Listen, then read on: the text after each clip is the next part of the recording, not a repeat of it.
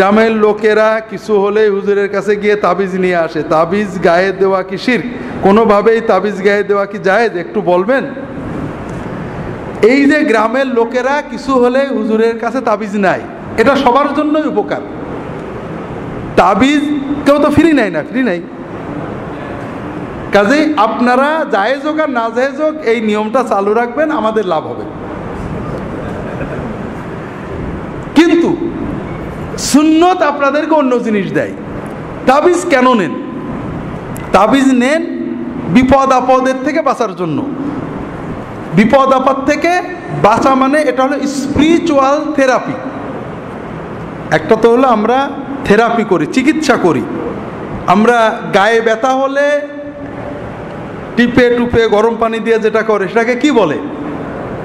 Physio therapy.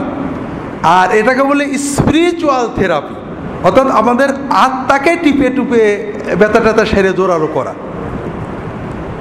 আত্মার জোর হয় দুইভাবে।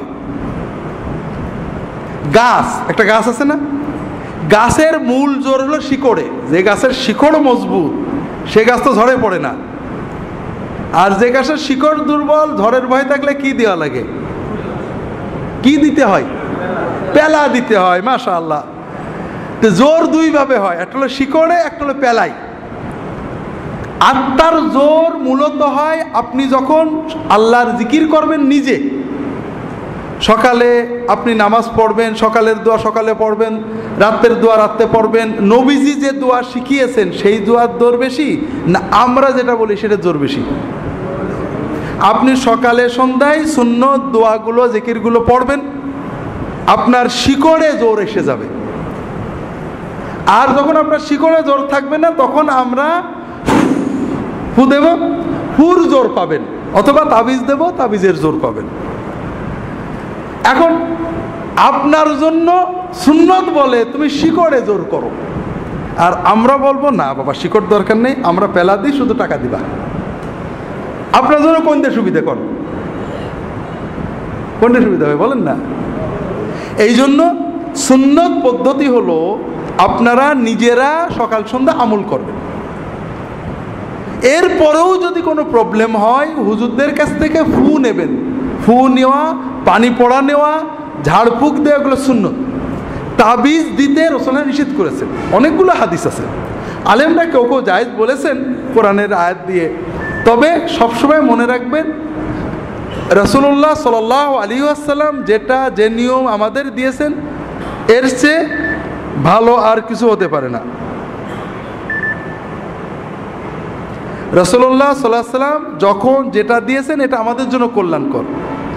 এই জন্য আমরা তাবিজ না নিয়ে, এবং আপনারা আমার কাছে একজন আসছে, আলহামদুলিল্লাহ ভালো মানুষ না হলে আসতেন না, আমার কাছে একজন আসছেন, বলেন যে হুজুর আমি তদবির করি।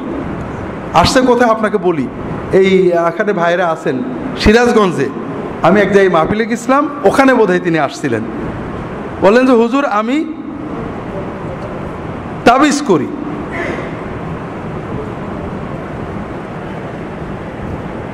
তদবির করি, আমার তদবিরে খুব ভালো কাজ হয়, কিন্তু ইন্টারনেট থেকে আপনার দুটো ভিডিও নামিয়ে তো আমি বিপদে পড়ে গেছি। হুজুর কি করব? বলেন দেখেন করবেন কি তো ক্লিয়ার। আলেমরা তাবিজ অনেকে জায়েজ বলেছেন, হাদিসে নিষেধ আছে। আপনি করলে ঘুরিয়ে ফেলে করবেন, বলেন না হুজুর আমি সুন্নত চাই, বলেন তাহলে পানি পড়া, তেল পড়া, ফু দিয়া এগুলো করবেন, তাবিজ দেবেন না। উনি একটা মজার কথা বলেছেন, হুজুর সবচেয়ে বেশি তদবির আছে এই স্বামী স্ত্রীর গোলমাল নিয়ে। কথা বোঝেননি? এগুলো বাস্তব কথা। সুন্নত কি বলে? সুন্নত মতো আমল করেন, সুন্নত মতো স্বামীর সাথে সম্পর্ক করেন, সুন্নত মতো স্ত্রীর সম্পর্ক করেন, সুন্নত মতো উভয় রাত্রে 2 রাকাত তাহাজ্জুদ পড়েন, স্বামী স্ত্রীর মিল থাকবে, তদবির লাগবে না। কিন্তু সেক্ষেত্রে আমাদের লস হয়ে যাবে, কারণ টাকা বেশি দেওয়া হয় কোন তদবিরে? এই স্বামী স্ত্রীর তদবিরে।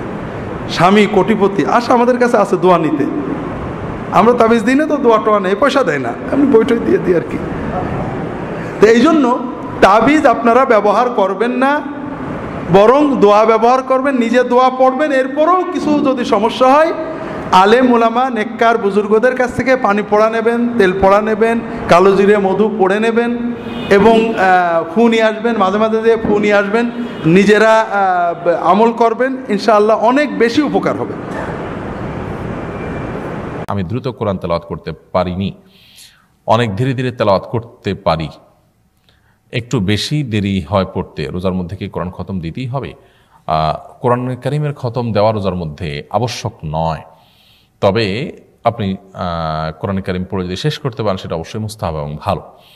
যদি না পারেন তাতে কোনো গুনাহ হবে না, বরং আপনি ধীরস্থিরতার সাথে সুন্দর করে তারতিলের সাথে পড়ার চেষ্টা করুন, বোঝার চেষ্টা করুন, সেটা বেশি গুরুত্বপূর্ণ। বাড়িতে কেউ মারা গেলে 40 দিন পর্যন্ত কোরআন তেলাওয়াত করতে হয়, এটা শরীয়ত সম্মত কিনা?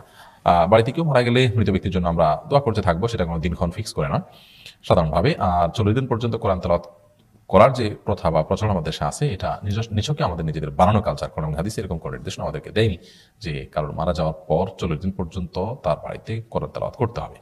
যে কোরআন তেলাওয়াত করবে এটা তার লাভ হবে, এটাতে মৃত ব্যক্তির উপকার আসবে না যদি আমরা নিজেরা কোরআন তেলাওয়াত করি।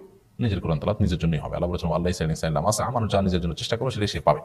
সো কারণ মৃত্যুর পর তার বাড়িতে কোরআন তেলাওয়াতের কোনো বিশেষ ফজিলত তাৎপর্য নেই এবং শরীরের কোনো নির্দেশনা নেই, বরং এটাকে শরীরের অংশ, কোনো নির্দেশ, ইসলামের কাজ মনে করে করলে বেদাতে পরিগণিত হতে পারে।